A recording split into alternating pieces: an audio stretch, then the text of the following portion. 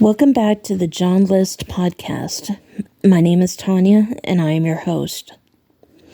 On November 9th, 1971, in Westfield, New Jersey, John List, age 46, decided to do the unthinkable: the murder of his entire family. I had just gotten myself so convinced that this was what I had to do that I was going to go through with the whole program.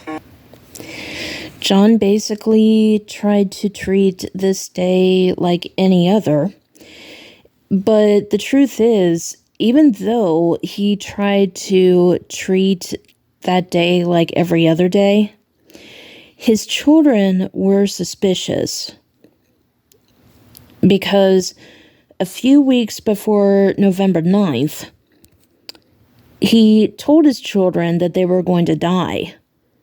And he asked them if they wanted to be cremated or buried. And they said buried.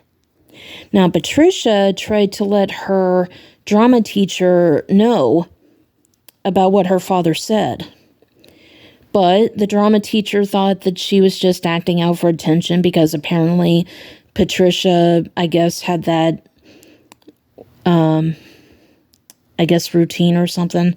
But of course, teenagers, they can be like that anyway. So I just feel like when someone tells you something like that, even if you think they're just doing it to get attention, it might be a good idea just to check to make sure, I tried not to act any different than I ordinarily would, so they wouldn't be suspicious. So basically what he did was, after he got dressed, he went downstairs and he had breakfast with his 3 children, Patricia, John Jr., and Frederick. After they were done, they rushed off to school.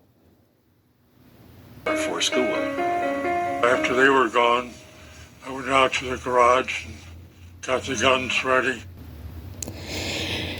Okay, so just so everyone knows, John did have a permit for his guns, and he had 2 guns that he used in this unfortunate tragedy. The first one was a gun that belonged to his father. The second one was a souvenir he bought while serving the country. Very sad. As John was in the garage getting his weapons together, his wife Helen came downstairs for her morning coffee. He said he came back in, he said a few words to her, then he walked around back, and then he shot her in the head. He then went up to his mother's 3rd floor apartment where she was just beginning to eat breakfast. She got over and greeted me and gave me a kiss, and she said, "What was that noise?" At that point, I felt like a Judas having kissed her too.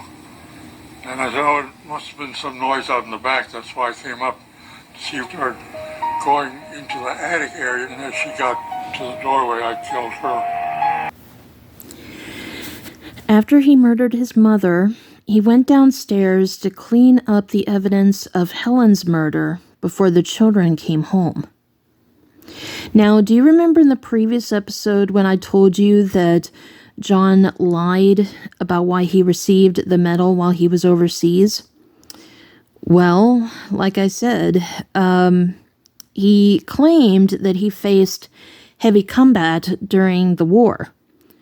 Well, listen to what he says when it came to when he was cleaning up the kitchen. I was very surprised at the amount of blood that drained out, and I think there was some shell casing, and some of her false teeth had gotten broken and were out on both the table and on the floor. I cleaned all that up. So you see, if he really did face the kind of combat that he claimed he did when he was away at war, he wouldn't have been surprised of how much blood drained out when he shot Helen in the head. Yeah, so what happened was, after he cleaned up the kitchen, to the best of his capabilities, I should say, he dragged Helen's lifeless body into the seldom used ballroom. And then what happened was he wrote letters to the 3 children's schools, letting them know that they would be going out of town for a few weeks to be caring for a sick relative. Then he went to the bank and withdrew the remaining $2,000 from his mother's bank account. He cashed in all the bonds that he had, which I think was a little less than $1,000, I think. And then he went to the post office to send the letters and to stop the mail until further notice. When he came home, John List made a sandwich and waited for his children to return home from school. And the sad thing is, even though he was eating lunch with his mother and wife dead in the house, John did not have any second thoughts. I don't believe that while I was eating, especially at lunchtime, that I had any feelings of, no, I should stop and not go any farther with this. I just felt that once I had started, it was incumbent upon me to kill all of the children so that not even one of them would remain and suffer the trauma that they would go through knowing that the rest of the family had been killed. Okay, so when it comes to what happened when 2 out of the 3 kids came home, I've heard 2 different theories. Okay, so we'll start with Patricia since she was the first kid that was mentioned. Now, the first rumor was that she arrived home after school and she didn't go to her part-time job that day. Now, the second rumor is she wasn't feeling good at school, and the school nurse called her father, and Patricia asked her father if he would come pick her up and bring her home. So he drove to the school, picked her up, and when they arrived home, he rushed to get into the house before she did. So the truth is, I really don't know which one is accurate. So that's why we're just going to go ahead and just tell both sides until I can do some more research to figure that out. Now, as she walked into the house, List snuck up behind her and shot her in the head. He moved her corpse into the ballroom and placed her on a sleeping bag in front of her mother. He also covered their faces with towels. And it's weird in a way because John said that he did not want to lay his family on the hardwood floor. That's why he put them on sleeping bags. Now, his second son, 13-year-old Frederick, arrived home second. What happened was he went to his part-time job after school. John picked him up, but John tried to get into the house before Freddie did, but Freddie forgot to feed the fish, so he rushed into the house, and John was afraid that Freddie was going to see the bodies, or the blood. I guess Freddie was so afraid that he didn't feed the fish that he was too distracted. So John shot him in the head and placed him on a sleeping bag next to Patricia, with his face covered.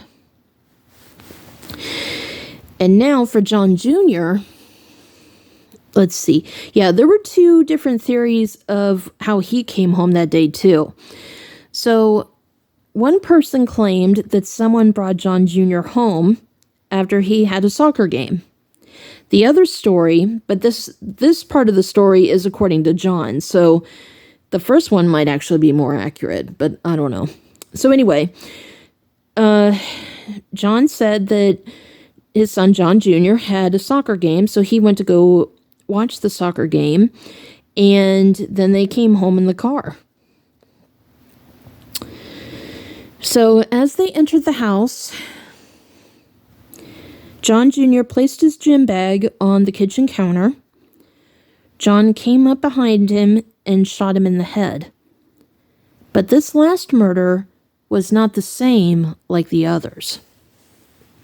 He had a soccer game, so I went over and watched the soccer game. He seemed to be playing a good game and enjoying himself. And then we came home together in the car. All the others, they just, dropped. So I knew they were dead.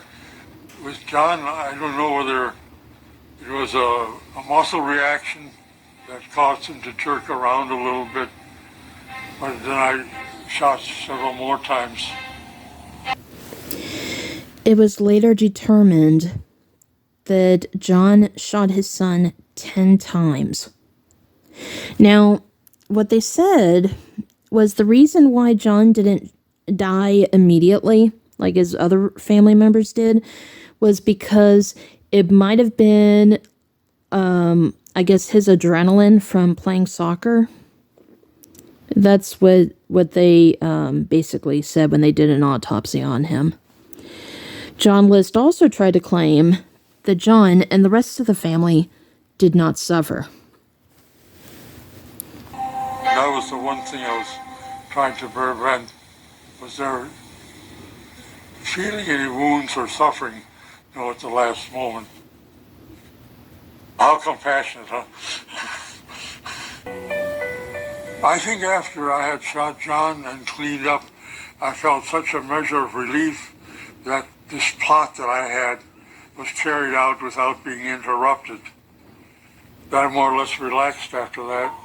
Having been in combat, we were out killing and fighting, and then we'd come in and have something to eat. I think that's what allowed me to eat peacefully in the room that I had killed my family. After dinner, he strained up the kitchen and then went upstairs to bed. That night, I may not have slept 100% soundly, but I think I got probably a better night's rest than I had the night before all this happened. This sounds like a horror movie, isn't it? Yeah, so that's what happened 52 years ago. Now, I bet you're wondering, what happens next? Well, you'll find out in the next episode. Let me know what you think about this in the comments, and I will see you soon.